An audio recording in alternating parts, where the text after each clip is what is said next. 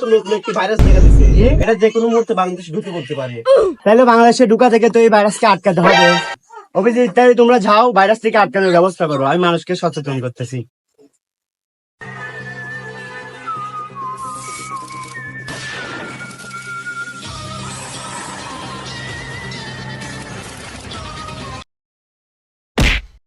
শরীর কেমন ভারী ভারী, বয়স আমার কুড়ি, বাউনা দেনে সক্কা মারলে উইটা জায়গা দূরি।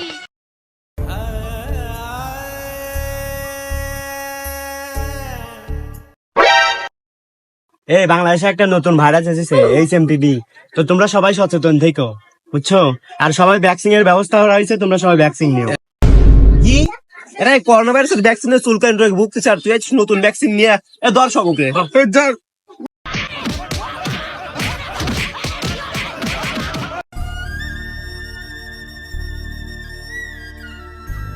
ওরে মনা যৌবনটা বৃথা গেল, চাইয়া দেখলি না রে, মাখন তোলা রসের গোল্লা খাইয়া দেখলি।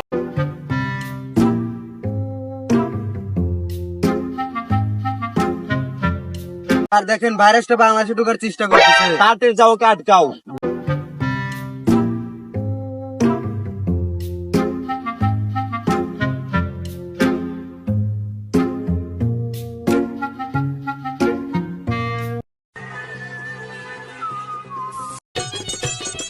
বন্ধু খাও খাও আর খাবি কত কাল।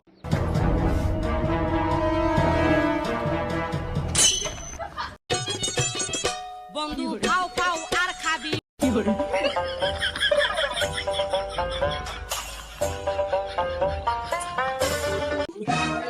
সারা বছর ভাইরাস থেকে আটকাতে পারলাম না, ভাইরাস তো বাংলাদেশে ঢুকে পড়েছে, এখন আমরা কি করবো? এর সমাধান একজনই দিতে পারবে। কে সে? সে হচ্ছে সায়েন্টিস্ট আজওয়া, যে এর আগেও করোনা ভাইরাসের ভ্যাকসিন তৈরি করছে। সে এই ভাইরাসের অ্যান্টিডোট দিতে পারবে। Run.